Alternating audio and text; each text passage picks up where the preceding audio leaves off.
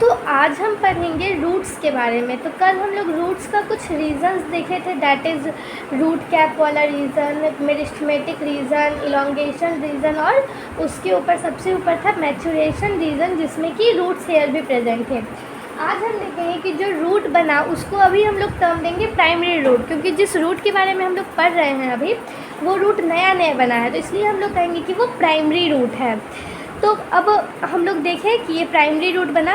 अब हम लोगों को ये देखना है कि जो ये प्राइमरी रूट बना अब इसका इन फ्यूचर क्या होगा। जैसे हो सकता है कि वो टैप रूट सिस्टम में जाए, जो कि लॉन्ग लिव हो और काफ़ी उसका वो बड़ा एरिया कवर करे, बट वहीं पे वो फाइब्रस रूट सिस्टम में भी कन्वर्ट हो सकता है। फाइब्रस रूट सिस्टम मतलब जैसे प्राइमरी रूट पहले बनेगा बट उसके ऊपर पूरा ये रूट कैप वाला रीज़न आ जाएगा, उसके बाद फिर वो डिवाइड नहीं कर पाएगा, तो फिर उससे दूसरे तरह का रूट हम लोग देखेंगे कि निकल रहा है, कुछ फाइबर्स जैसा निकल जाएगा, तो उसी को हम लोग कहते हैं कि वो फाइब्रस रूट है। तो अब हम लोग पढ़ेंगे फेट ऑफ प्राइमरी रूट। तो अब प्राइमरी रूट क्या हो गया, जो रूट पहले बना है उसको हम लोग कहते हैं प्राइमरी रूट। अब प्राइमरी रूट भी इसका जो फेट है, मतलब ये जो बनेगा ये दो तरीके से बन सकता है। फेट मतलब हम लोग कह सकते हैं कि इसका इन फ्यूचर क्या होगा, भविष्य में ये क्या बनेगा, ठीक है।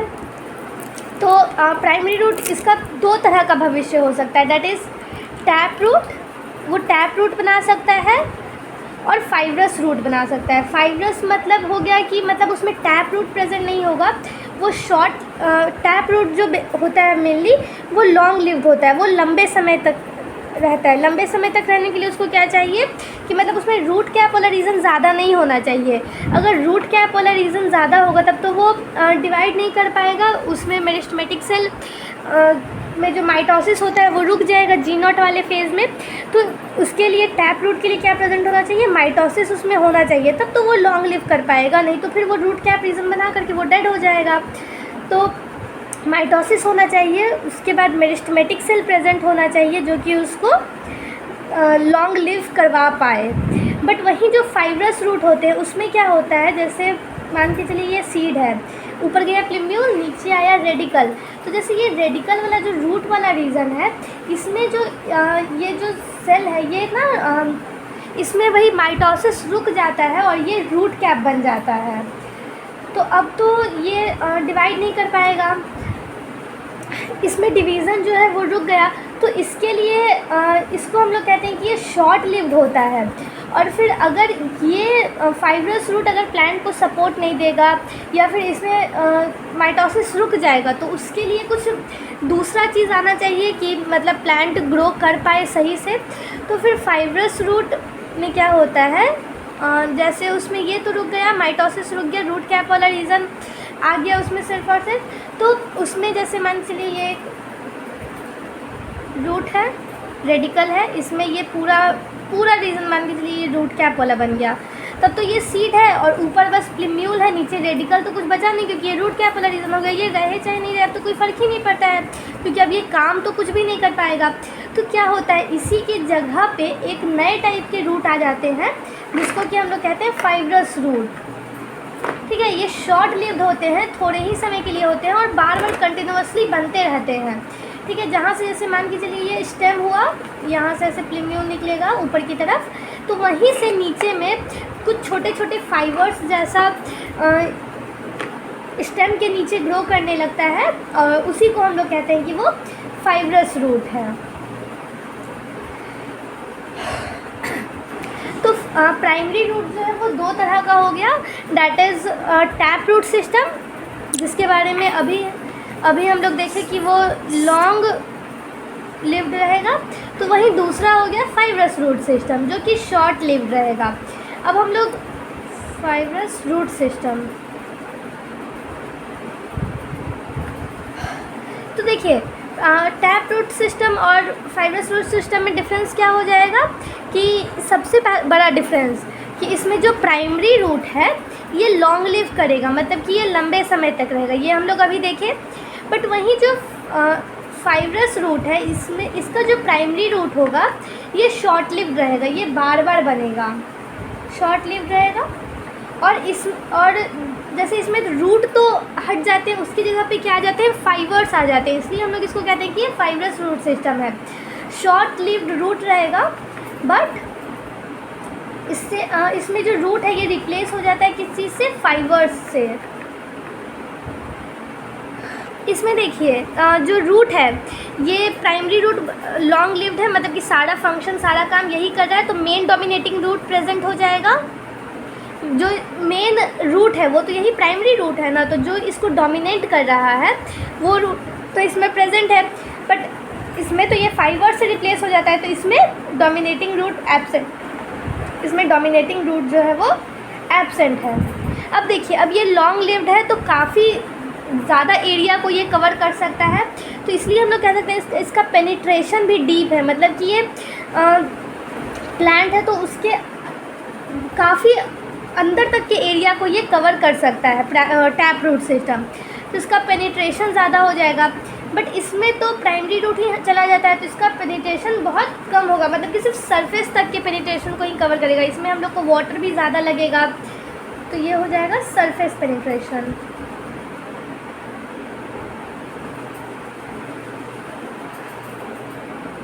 अब देखिए, जो सबसे बड़ा मेन डिफरेंस है दोनों में, टैप रूट सिस्टम में और फाइबरस रूट सिस्टम में,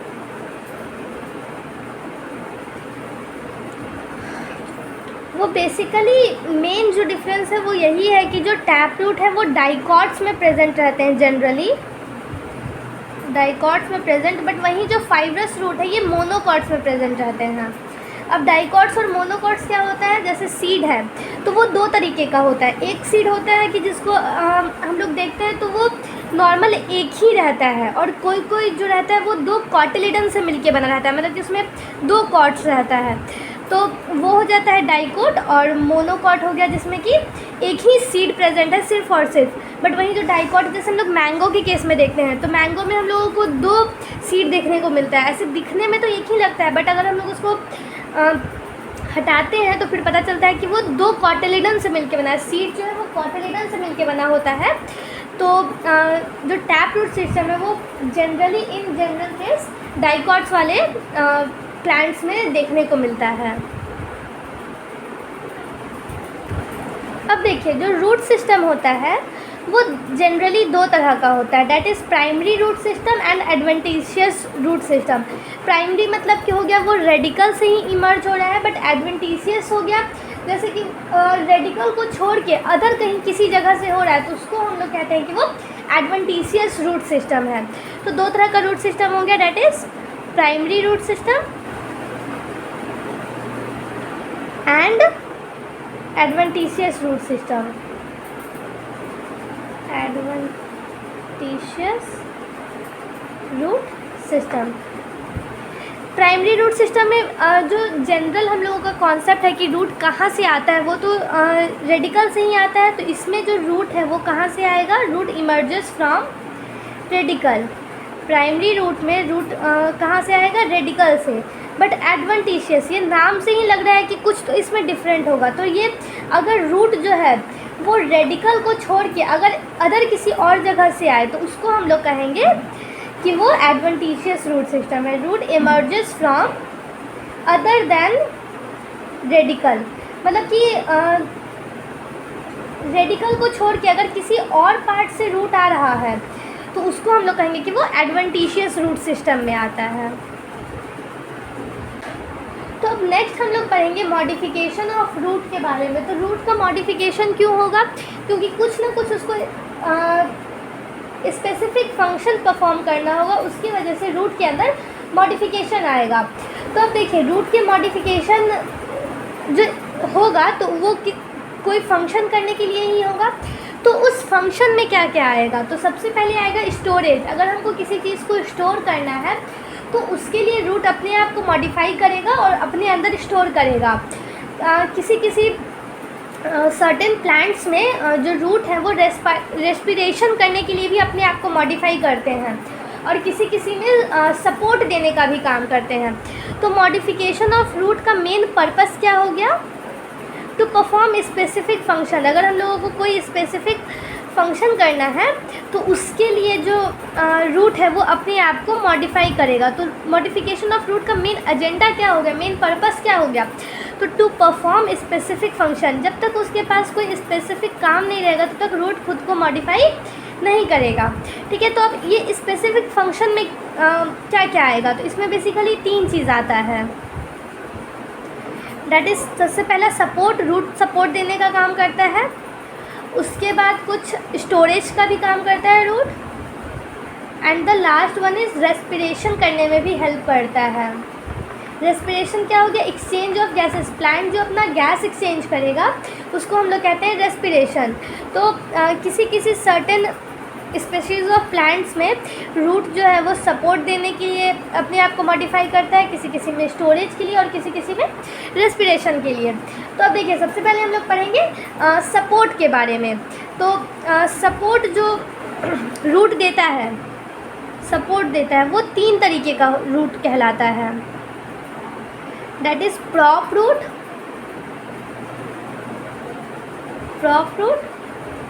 स्टिल्ट root and climbing root. Climbing root क्या हो गया, जैसे हम लोग किसी किसी प्लांट में देखते हैं कि अगर वॉल है तो वो वॉल के थ्रू अपने आप को जो प्लांट है वो ग्रो करवा लेता है इस तरीके से। तो ये जैसे यहाँ पे जो ये रूट है ये इस प्लांट को क्लाइंब करने में हेल्प किए, तो इसीलिए ये कहलाएंगे क्लाइंबिंग रूट। ठीक है, वही स्टिल्ट रूट जो है, जैसे कि हम लोग जैसे कि हम लोग शुगर केन में देखते हैं कि जैसे शुगर केन है तो उसके बीच बीच में रूट्स जैसा ऐसे ऐसे करके इमर्ज किया हुआ रहता है, तो वो एग्जाम्पल हो जाता है स्टिल्ट रूट का। और यही सेम चीज़ हम लोगों को शुगर केन के केस में भी देखने को मिलता है एंड मेज़ के केस में भी। शुगर केन है मेज़ के केस में हम लोगों को ये स्टिल्ट रूट देखने को मिलता है, मतलब कि साइड से एक टफ्ट ऑफ फाइबर्स आ जाता है और वो उस चीज़ से ऐसे करके अटैच रहता है। फिर जो प्रॉप रूट हो गया वो हम लोग को देखने को मिलता है बनियान ट्री में। बनियान ट्री में ये सपोर्ट देने का काम करता है प्लांट को। जैसे मान के चलिए ये ऐसे ऐसे बहुत बड़ा बनियान ट्री होता है, तो उसमें जो कुछ रूट जो है वो ऐसे ऊपर से प्लांट की तरफ नीचे की तरफ आके गिरते हैं, ताकि अगर ये बहुत बड़ा हो जाए तो ये झुक करके गिर ना जाए। तो इसीलिए ये जो प्रॉप रूट है ये बनियान ट्री में प्रेजेंट होते हैं, क्योंकि अगर ये प्रॉप रूट प्रेजेंट नहीं होंगे तब तो बनियान ट्री इतना बड़ा होता है, इतना विशाल होता है, वो रह ही नहीं पाएगा एक जगह पे। तो सपोर्ट देने का ही काम करते हैं ये बनियान ट्री, शुगर केन और मेज़ और ये क्लाइंबिंग ट्री।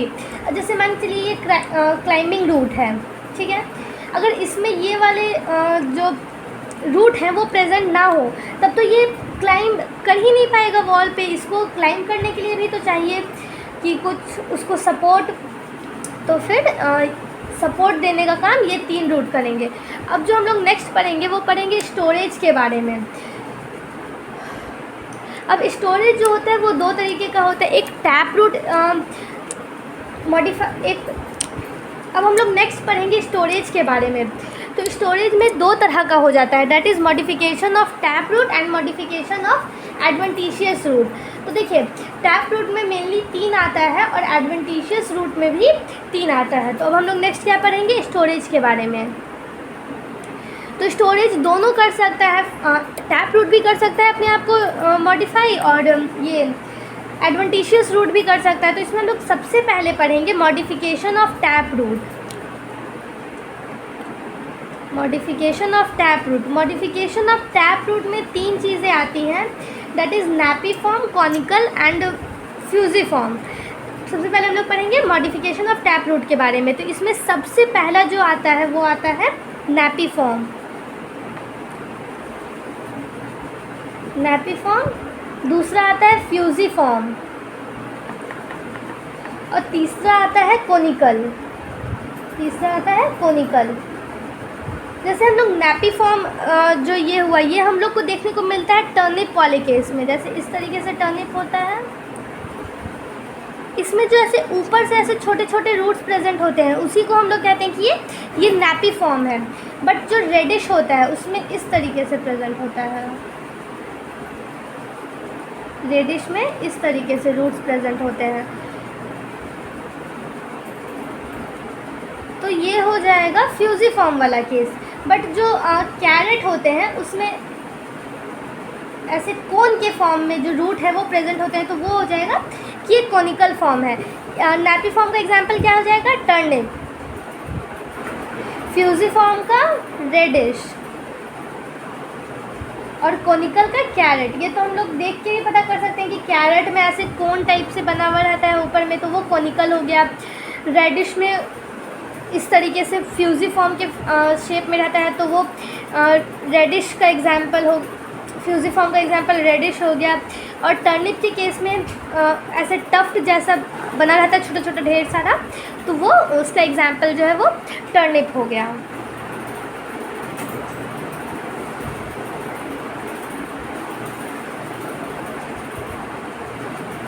अब जो इसी में नेक्स्ट आता है वो आता है एडवेंटिशियस रूट का मॉडिफिकेशन। अभी हम लोग टैप रूट का मॉडिफिकेशन देखे, उसमें क्या क्या था? Napiform, fusiform and conical. Napiform का एग्जाम्पल क्या हो गया? टर्निप, फ्यूजिफॉर्म का रेडिश एंड कोनिकल का कैरेट। तो अब क्या पढ़ेंगे हम लोग next? Modification of adventitious root. Adventitious root वही हो गया कि जो रूट है वो रेडिकल से छोड़ के किसी और जगह से अगर अराइज हो रहा है तो वो हो जाएगा एडवेंटिशियस रूट। Adventitious root. अब देखिए जो एडवेंटिशियस रूट है इसका जो मॉडिफिकेशन है वो भी मेनली 3 तरीके से होता है। पहला होता है नोड्यूलोस के फॉर्म में, मतलब कि जो रूट है उसका जो नोड्यूलोस के फॉर्म में, मतलब कि जो उसका एपेक्स है, जो उसका साइड वाला पोर्शन है वो स्वेल कर जाता है। जैसे इस तरीके से अगर मान के चलिए स्टेम है, ठीक है, तो इसका जो ये रूट होगा, इसका जो ये वाला रीजन ऐसे स्वेल कर जाएगा, ये नोड्यूल जैसा बन गया, तो इसलिए हम लोग इसको कहते हैं कि ये नोड्यूलोज है। मतलब एडवेंटिशियस रूट का पहला मॉडिफिकेशन हो गया नोड्यूलोज। दूसरा आता है फैसिक्यूलेटेड। फैसिक्यूलेटेड में क्या होता है कि बहुत सारे ग्रुप्स बन जाते हैं, ठीक है, तो उसमें इस तरीके से देखने को मिलता है। जैसे ये स्टेम है, इसमें ऐसे ऐसे करके ढेर सारे एडवेंटिशियस रूट आ जाते हैं। और जो नेक्स्ट आता है वो आता है ट्यूबर। अब जो नेक्स्ट आता है वो आता है ट्यूबेकुलर, मतलब कि ट्यूब जैसे फॉर्म में वो बन जाता है इस तरीके से। इसका बेस स्वोलन नहीं रहता है, मतलब ये थ्रू आउट